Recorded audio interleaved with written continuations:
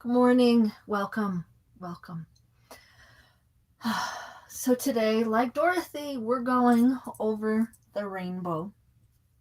I'm Rose, and I'm the director and the owner of the LifeForce Yoga Healing Institute. And we're exploring daily practices with our YouTube live stream series on beating those quarantine and coronavirus blues. We've been doing a lot of work this week around the lungs and opening the chest. So we will continue this work. I love to recommend a little bit of breathe oil here. This is the breathe blend from doTERRA. It's got eucalyptus and peppermint and ravensara in it, which just helps to open the lungs. So if you have an oil like that, a peppermint, a eucalyptus, a breathe blend, easier, I think it's called in Australia, those kinds of oils. You can just quite simply rub the hands together, rub it on the throat, inhale, and you'll kind of feel that effervescence. You put it on your clothes, and it'll kind of stay with you. So over the rainbow for this, you'll need a blanket, a beach towel.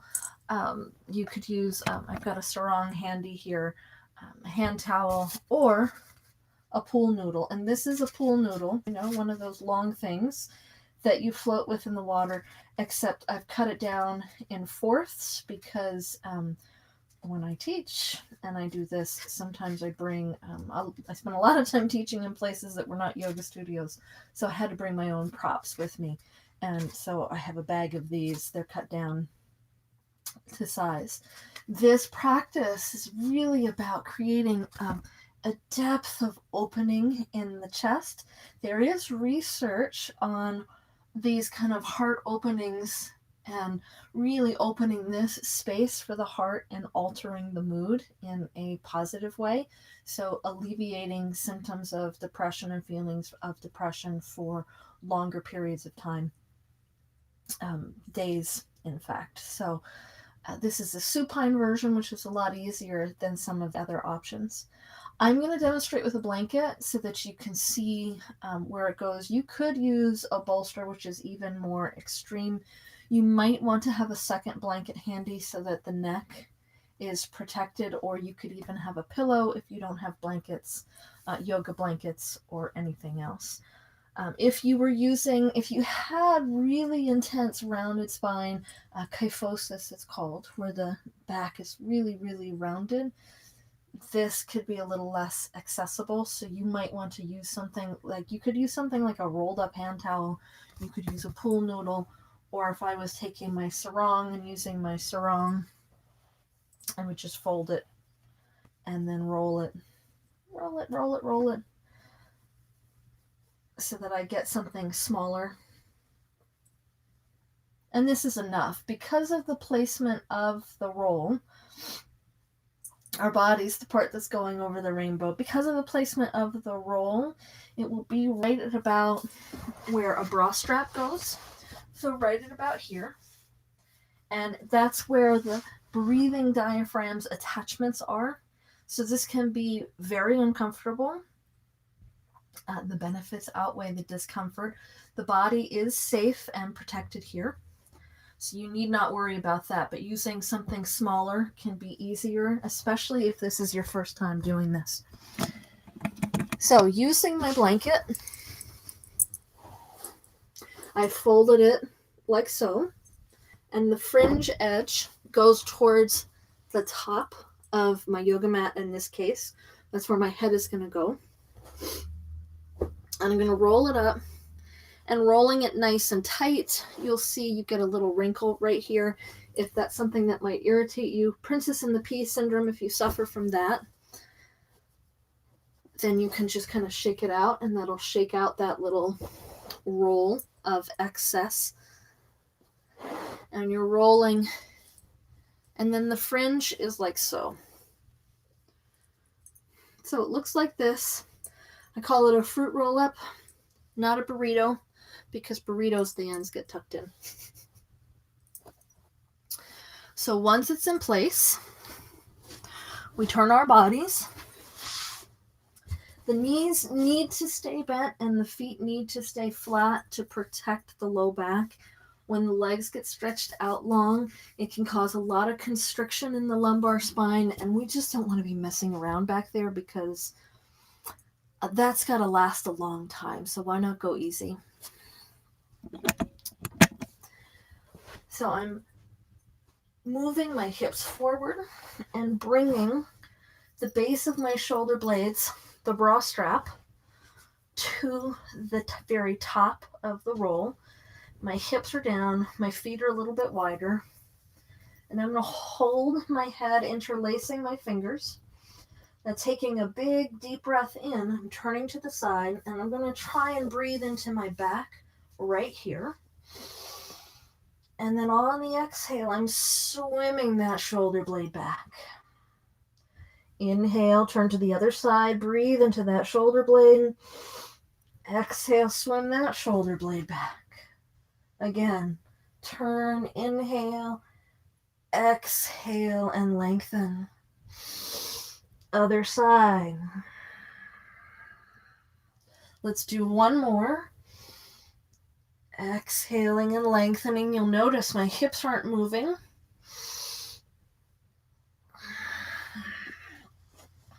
And I'm done because my shoulder blades have dropped and it is intense. So let's take a big breath in. Oh, sigh it out. So we're taking deep breaths in and out here. I'm supporting the length in the back of my neck so that my chin isn't in the up. If you're like, oh, this is too much, you can try a little adjustment, just finding a little less intensity, or go to something smaller.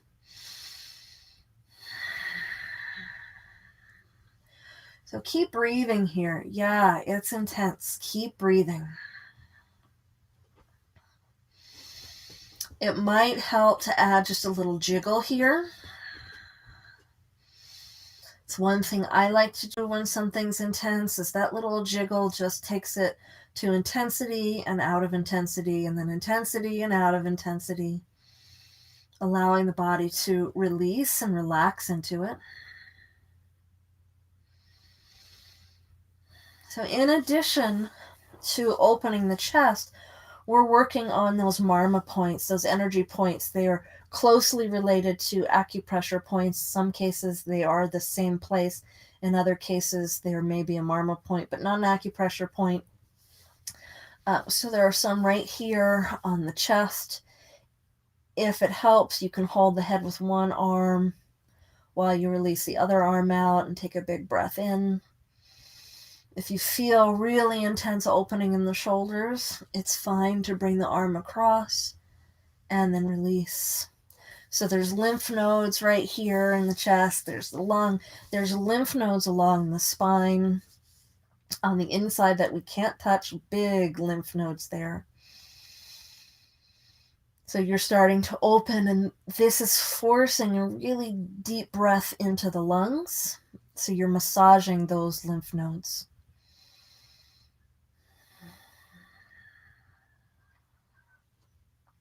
Now, we don't know for sure because there is no evidence or no one has researched it to my knowledge, but sound is a vibration, and sound may actually help to release the lymphatics. Sound does help to vibrate the vagus nerve, which is a part of the relaxation response. So using sound can support relaxation and a deeper breath. If your hands start to go numb, bring around the shoulders for a moment. It means you're stretching on your medial nerve in the shoulder, and we don't want to stretch the nerves because it can pull the sheathing off of the nerves. It's called the myelin sheath and can cause some nerve damage. So you can always release by doing something like that every 6 breaths or so. So let's start with the releasing tone for the solar plexus chakra. That's the sound of ah. Take a deep breath in. Ah.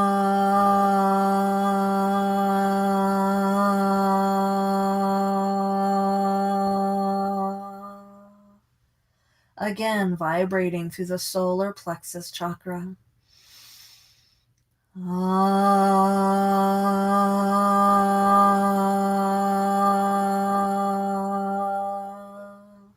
One more time.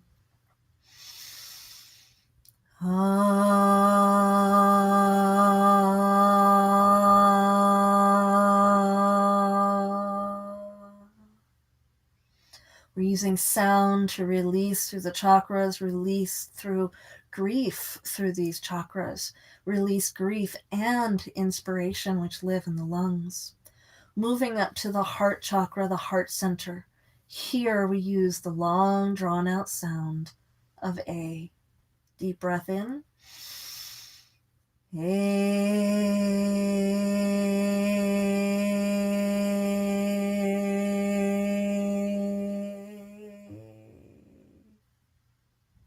Again.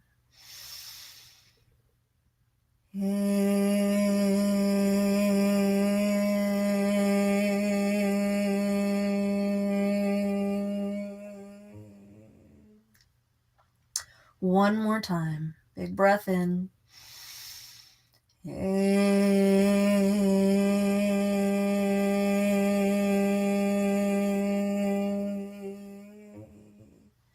Releasing whatever's blocking that free flow of love and compassion. And now moving up to the throat center. Here we're releasing with the sounds of E.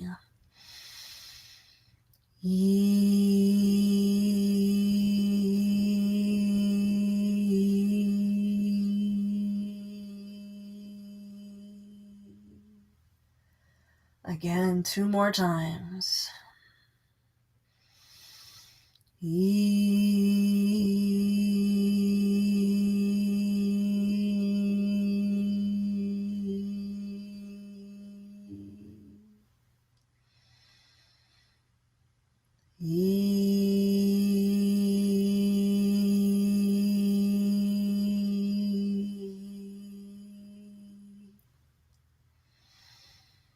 And now, let's roll these 3 sounds together on an exhale, and we'll do that 3 times. Big breath in.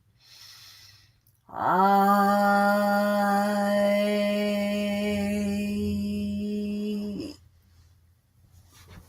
Again. I. One more time.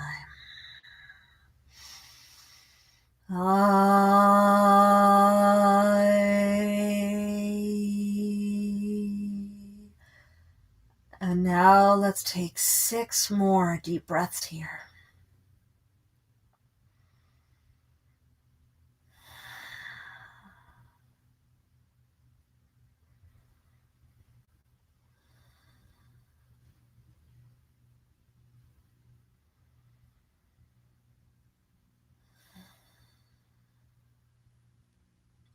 Three more.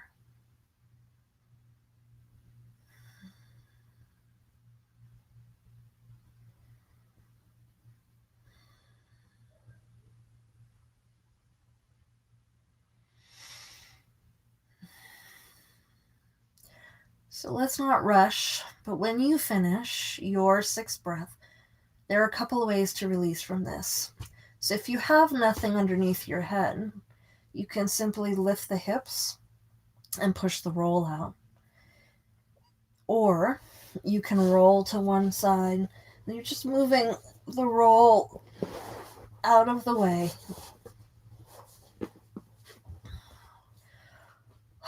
Your hips come flat. And let's take another 6 breaths here, noticing the movement of breath in the body. Keep those knees bent.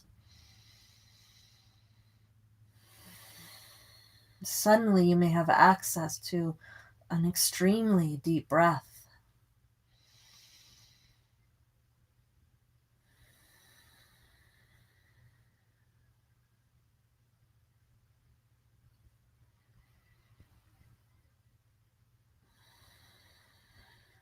Allow the spine to rest, the shoulders to relax, the jaw to relax. Where you might normally need a blanket underneath the head to lie flat or to lie on the back here, not necessarily flat, you might not need one any longer. And again, no rushing. When you finish your 6th breath here, slowly roll to one side. Let's take a couple of breaths on our side here.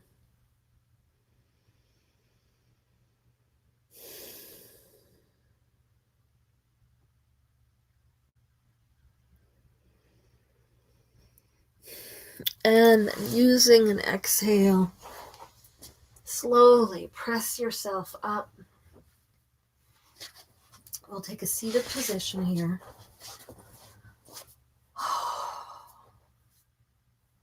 And just notice how the spine feels. If you feel longer, taller, more open. Breathe again. You might actually notice the breath moving into the back of the body. We talked about back breathing in the video from yesterday, where we used bellows breath and back breathing to help clear the lungs.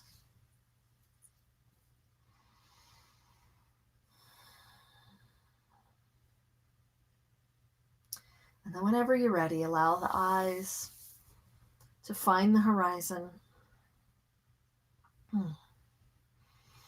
I first practiced this with the yoga teacher Max Strom, and he suggested 20 minutes of it a day, which can be kind of intense.